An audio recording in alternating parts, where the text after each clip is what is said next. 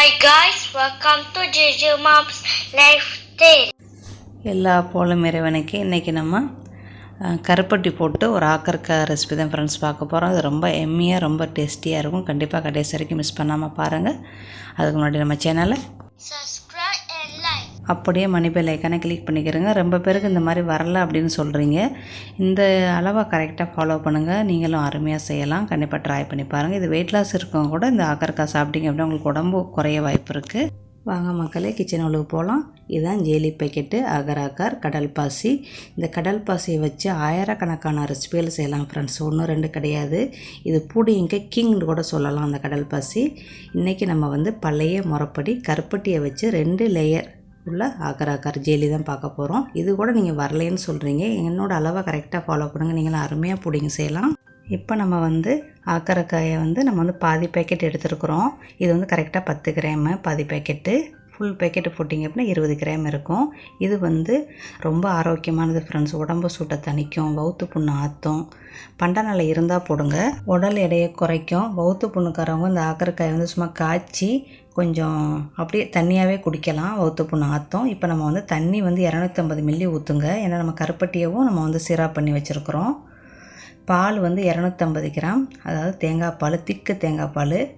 இங்கே இல்லைன்னா கோத்தாப்பாலில் தேங்காய் பால் இருந்தால் வாங்கிக்கிறங்க. இப்போ சிராப் நம்மளுக்கு கருப்பட்டி சிராப் 150 மில்லி இருக்குது. கருப்பட்டியை சிராப் பண்ண வேண்டாம், வெறும் கருப்பட்டியை இடித்து தான் போடுறேன் அப்படின்னா நீங்கள் தண்ணியை ஒரு 150 மில்லியிலேருந்து 200 மில்லி தண்ணியை எக்ஸ்ட்ரா பண்ணி ஊற்றிக்கிறங்க. பாலில் முட்டை போட்டு நீங்கள் அடித்து செய்யலாம். நம்ம வீட்டில் முட்டை பிடிக்காது. பாலில் முட்டை போட்டு அடித்து நீங்கள் ஊற்றுனீங்க அப்படின்னா உங்கள் லேயர் நல்லா கொஞ்சம் உயரமாக வரும். அப்புறம் கொஞ்சோண்டு உப்பு போடுங்க ஃப்ரெண்ட்ஸ்.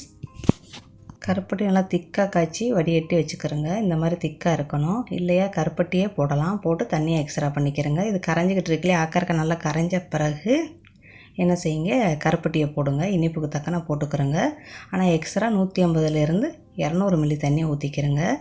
10 கிராம் ஆக்கரக்காய்க்கு இந்த ஊர் ஆக்கரக்காய்க்கு நாங்கள் 600லேருந்து 700 மில்லி தண்ணி ஊற்றுவோம். அதான் கணக்கு.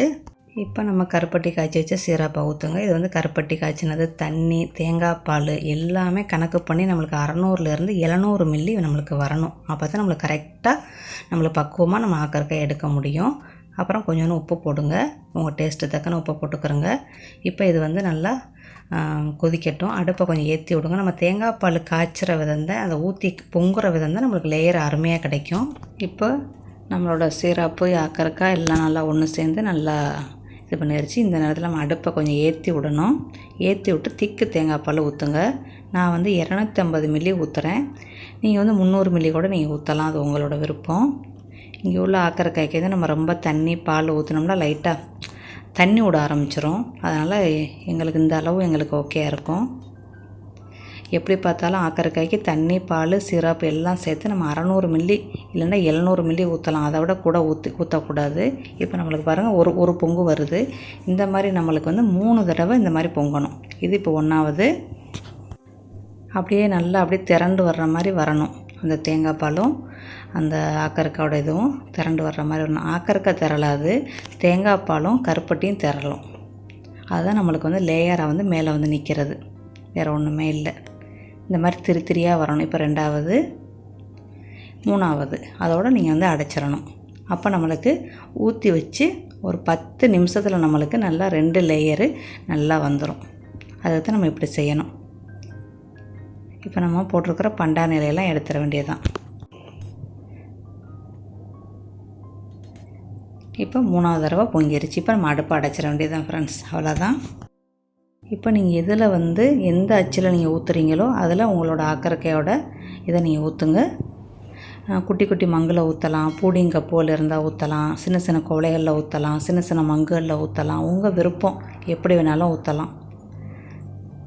நம்மளுக்கு 1/2 மணி நேரத்துலேயே இது நல்லா செட் ஆயிரும். அதுக்கப்புறம் நம்ம ஐஸ் பெட்டிக்கில் ஒரு 2 மணி நேரம் வச்சு வெட்டுங்க. உங்களுக்கு செட் நல்லா கரெக்டாக இருக்கும். இப்போ கரெக்டாக 10 நிமிஷம் ஆயிடுச்சு. நம்மளுக்கு 10 நிமிஷத்துலேயே 2 லேயர் அழகாக வந்துடும். இப்போ நம்ம ஐஸ் பெட்டில் வச்சு 1 மணி நேரம் சென்று இப்போ நான் வெட்டுறேன். 1 மணி நேரத்துலேருந்து 2 மணி நேரத்தில் நீங்கள் ஐஸ் பெட்டில் வைங்க. ஐஸ் பெட்டில் வைக்கிறது எதுக்கு அப்படின்னா நம்மளுக்கு ஜில்லுண்டு இருக்கும், ஜில்லராக சாப்பிட்றதுக்கு இருக்கும். அதுக்கு தான் நம்ம ஐஸ் பெட்டில் வைக்கிறோம். இப்போ நம்ம எடுத்து போட்டு நம்ம கட்டிங் பண்ண வேண்டியது தான். இப்போ நான் உங்களுக்கு கட்டிங் பண்ணி காட்டுறேன், அந்த லேயரை காட்டுறேன்.